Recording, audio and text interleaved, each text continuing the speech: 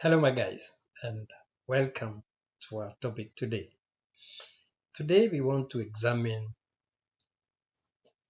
a very common slogan in our country, Kenya, a slogan we have said since our childhood, a slogan that was taught to us in school, a slogan every Kenyan will know. And we want to know the genesis of the word Harambee. Now, back in the days when we were young in school, and I believe it still happens today, we used to say what is called the loyalty pledge. And it used to go something like this.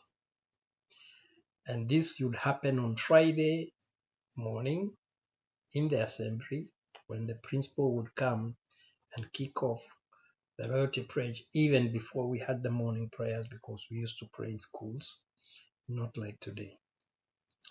I pledge my loyalty to the President and the nation of Kenya, my readiness and duty to defend the flag of our republic, my life, strength, and service in the task of nation building, in the living spirit,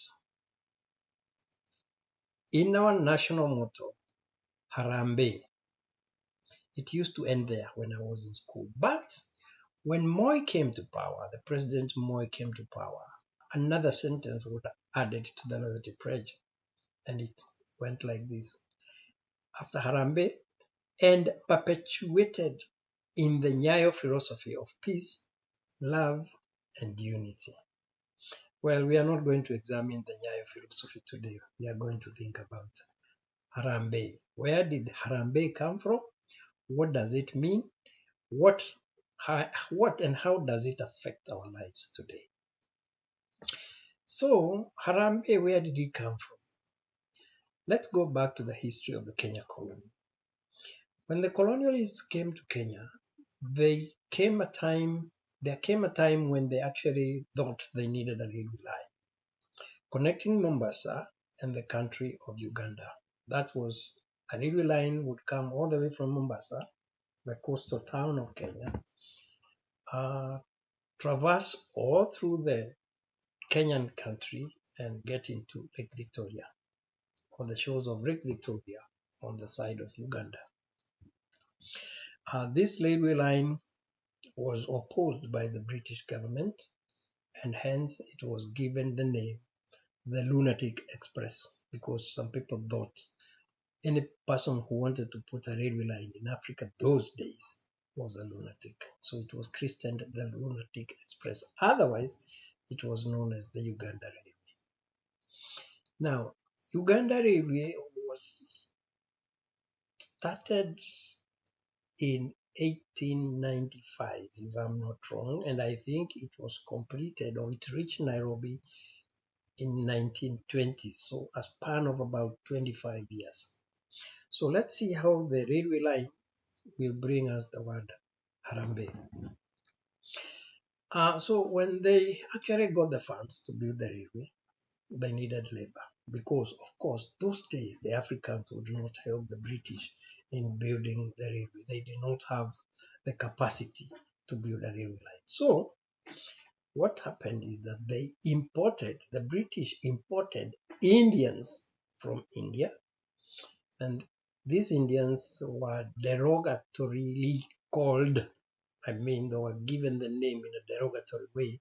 They were being called the coolies. I don't know the history of the coolies, but they were being called the coolies. So if you would Google, you would see the coolies from India, those guys who built the Uganda Railway. So when the Indians were brought by steamships from India and brought all the way to the Kenyan coast, they were the ones to build the railway. And they started off the railway and built, and before long they came to what is known as the Tsavo area, the Tsavo National Park today, where it was still the wild, and there were some very vicious lions who would eat them. There's also a whole story about the man-eaters of Tsavo. These were the lions in the Tsavo. There were some kind of small lions, a breed of small lions, but very vicious when it comes to interaction with humans. So they would eat these people big time. In fact, there was a time these Indians had gone on strike until the lions were killed for them to be able to continue doing their railway line. That is not where we are. Now, as you know, when people migrate from where they come from to other areas, or when they go to foreign lands, of course, they carry their culture with them. They carry their gods with them. They pray to the only gods they knew or they know when they go to this foreign land. So that was also the same as with the Indians. The white man brought the Bible, he brought Jesus Christ, he brought God. The Indians came with their gods too. Now, in India, there are many gods. Many gods. I think there is a god for almost everything or for every aspect of the human or for the Indian life. The main god in India is called, I think, according to the Hindu traditions, I think their main god is called Vishnu. Vishnu. Vishnu is the main god, but they have other gods for almost everything. In fact, if you go to an Indian house today, you'll always find, or you'll find that every individual in the room also have a personal god. I don't know when the guardian angel, but they have many gods. So, and as I said, their main god is called Vishnu. Vishnu is also named. He has also another name, Hare.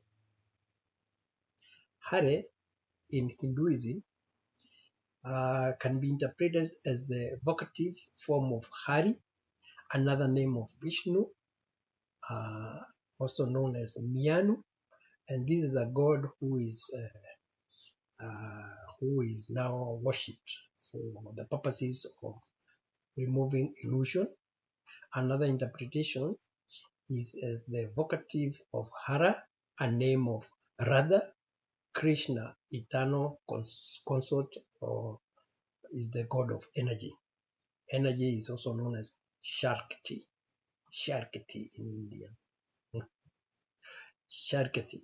So Hare is the main god. Hare. Hare, and I have told you that his main name, this god, is Vishnu. Now, there is also a goddess who is known as goddess Ambika. And this Ambika goddess is also known as Durga Ma, Abe Ma, and this god is worshipped by many religions in India, especially in West Bengal, where the god is also known as Amba Mata, also known as Durga Ma. She is also known as Buhachara Ma, Karika Ma, Badrakari Ma, Bhavani Ma, and many other names. Okay? But the simplest name is Abe. So we have said there is the main god Hare, and there is this goddess who is known as Ambe. Let's go back to our railway building. When these coolies were building the railways, they really needed their god. The tasks were so hard, and they were not being given the best of times by the British colonizers.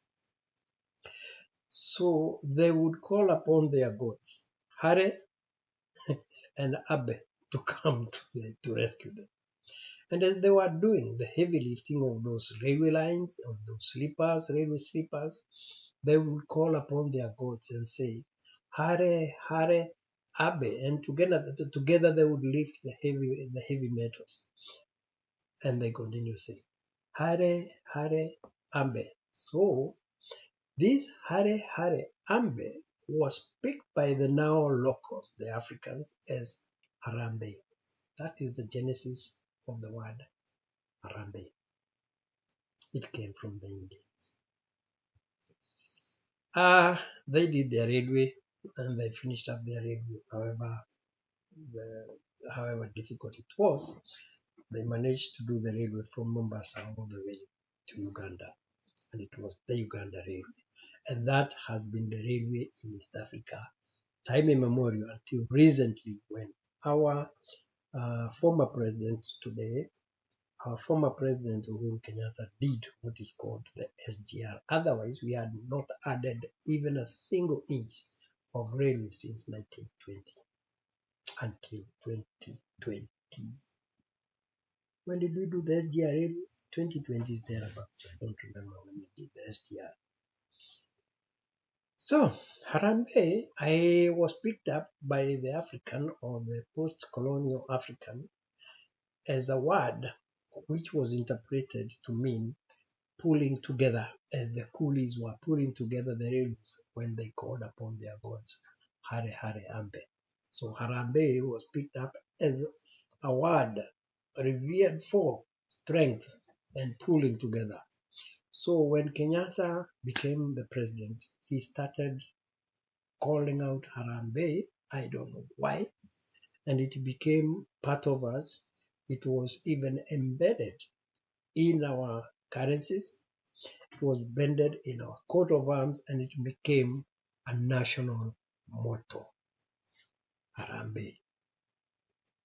And we actually say in the living spirit embodied in our national motto, Harambee. So we actually realize it's a spirit we don't know. It's a spirit we don't know where it came from or what it does, but we just put it in our currencies, we put it in our coat of arms, we put it in our schools, we put it everywhere.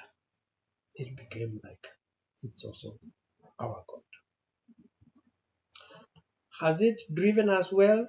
That is a topic of another day, because this word Harambee later on, in the recent past, it has been a big controversy, a big debate over the word, because there were some people who actually have tried to see whether it can be removed from our national business.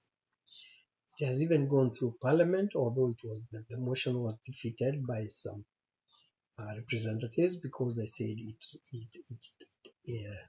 it was tantamount to actually undermining the Hindu community, because we have a Hindu community that remained after the building of the railways, and they became citizens. They are natural citizens of the country.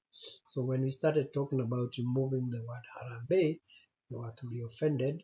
And since democracies are the way democracies are, that was stopped. There was a time President Kibaki, the one who was before, who had actually cancelled all those businesses to do with Harambee. And those fundraising or fundraisers that come in the name of Harambee had been stopped. How they came back, I have no idea. I can't tell. So has this Harambee been good?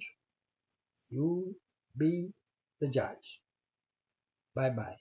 If you are here and you have not subscribed to my channel and you would like to be hearing interesting stories about our history, about corruption in Kenya, about our national issues, politics, and stuff like that, please subscribe, hit the notification bell, and see you in the next video. Bye-bye.